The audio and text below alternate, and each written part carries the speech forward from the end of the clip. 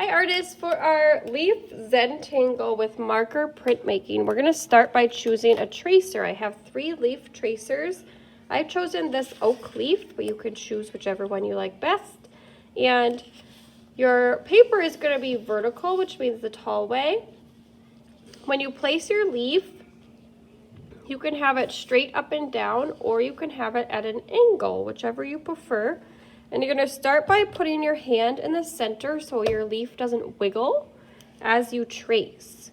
And it helps if your pencil is straight up and down also, instead of like this, because otherwise it's going to try to sneak underneath, and we want to trace on the outside. So my pencil is straight up and down. My hand, you see this hand, is moving around to help hold the edge down.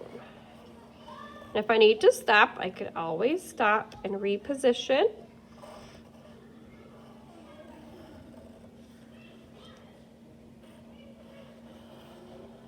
And then I'm going to go all the way to where I started.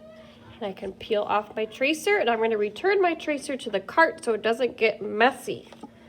And now I'm going to rotate my paper upside down so the stem is pointing away from me. And I'm going to draw a big capital T to start. So capital T, and then this line goes all the way to the end. And it's okay if it's not straight because leaf veins are all crooked and wavy.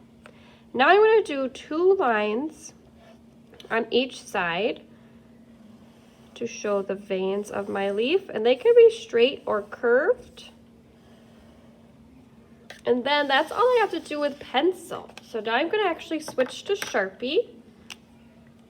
And I'm going to Sharpie outline my veins that I just made and the traced leaf. Now I'm ready to fill in my leaf with Zentangle designs. So each section gets its own Zentangle. And Zentangle is a fancy sort of meditation drawing technique.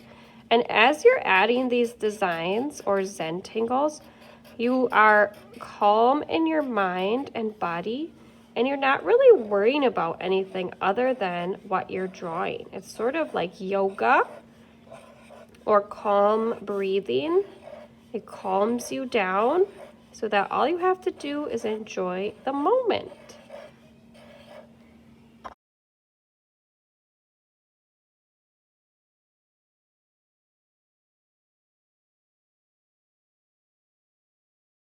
Now that I've finished my Zentangle designs, before I do my marker printing, on the bottom right of my artwork, just like an artist signs their painting, you're going to sign your name. You're just going to write your first name in super clear handwriting so that whoever sees it knows that it's yours. And we're writing this with Sharpie. So you'll write your first name. Now it's time to do my marker printmaking. So I'm actually going to scooch my leaf out of the way, and I'm going to grab a piece of tin foil. And we're going to draw marker on the shiny side of our tin foil. So tin foil has one side that's dull and one that is shiny. So we're going to take the shiny side out, and you're going to have a placemat behind your paper to protect your desk today. And you're going to just start by picking your colors. You want to stay away from the dark colors today, like black, brown, and gray, only because they will cover up all your hard Sharpie designs that you work so hard on. So you want to go for the rainbow colors: red, orange, yellow, green, blue, purple, and pink. And you can do any design you want. Some kids like to choose a color scheme, like maybe they only want the cool colors, or maybe they want to do fall colors. So you can decide your colors today. Some students like to do rainbow order. Just depends on what you like. And then also sometimes these colors do mix. So if I put like blue next to green, for example, and they mix, it might, or I'm sorry, purple next to green, it might make brown. So if you don't want them to mix to make brown, then be mindful of which colors you put next to each other. So I'm going to start with some red, and I'm just doing sort of a burst, like a firework in the center. Then I'm going to do orange.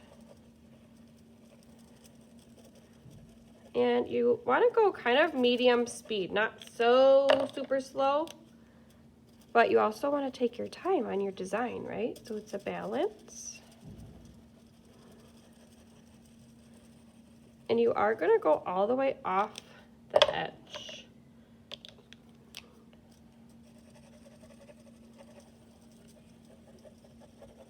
I think this marker might be dry. If you find a dry marker, just put it aside or toss it in the garbage.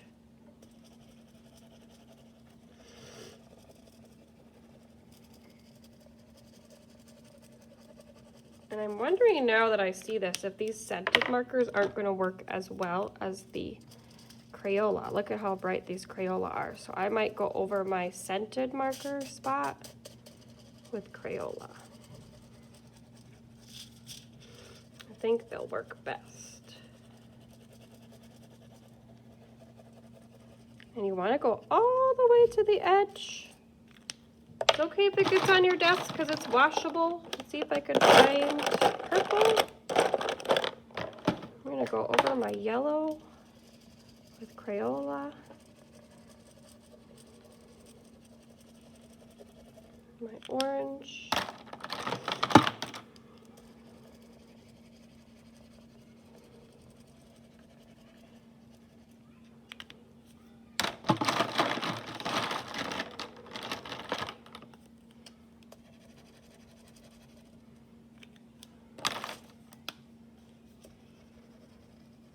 I'm going to be careful on the edge that I don't crinkle, because you want your tinfoil to stay as flat as you can.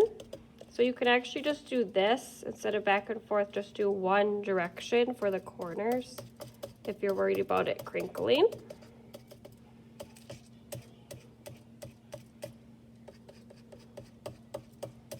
And it's okay if it gets on your fingers on accident because it's washable. All right, so now I've finished my color. Now what you're going to do is raise your hand, and you're going to have your leaf in your other hand. So I'm raising my hand, I have my leaf in my other, and this is on my table. So now Miss Evans is going to come spray your marker with some mist water. And you're going to flip your leaf upside down, holding it with both hands. You're going to line it up over your tinfoil nice and slow. And then you're going to massage. Give your paper a nice massage, spa day. You're going to go in little circles, and you're going to make sure you get every spot even, the edge. Every spot has to be massaged, even the corners. If you have long sleeves, be careful because look, marker coming out. And then the best part of all, are you ready? We're going to grab one corner. We're going to hold the tinfoil down with our finger. We're going to peel it up. Look at our beautiful tie-dye design. So beautiful.